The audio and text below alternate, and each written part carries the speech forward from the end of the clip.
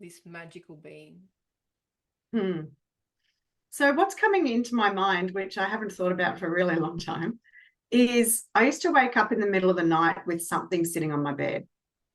And it was very real. Like it was a heaviness, it was a weight. Um, and it used to scare me so much. Like it really frightened me. So I don't know why that's coming up for me as you're asking that question.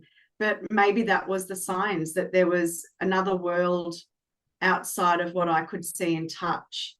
And it frightened me a lot.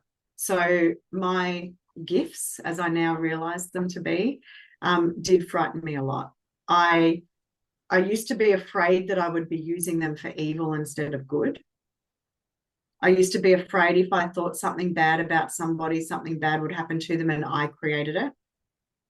So there was a lot of guilt that went with the ability to connect with the other world.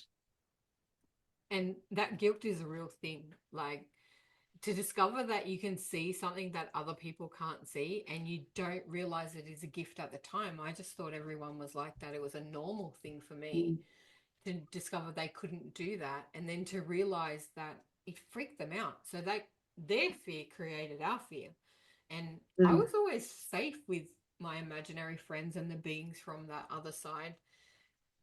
I shut it down out of politeness because the more mm, I talked about it, the more stress it created. And then I get into trouble and get hit, sort of thing. So you mm, learn to control it. But one of mm. the big things that my hope for this podcast, as well as the other things that I do, is to ease the transition for anyone going through this awakening to trust it Yeah. and know it is an honor gift. It's a beautiful gift. It is amazing. And you can tap into it anytime you want to. It is something in your control of how you master it. And it is there. Children have access to it all the time. And we shut it down through our own fear. There's nothing to fear. It is always for our well being, our kindness, and for our greatness and upliftment. Mm. So, I want to talk to you about Mount Kilimanjaro.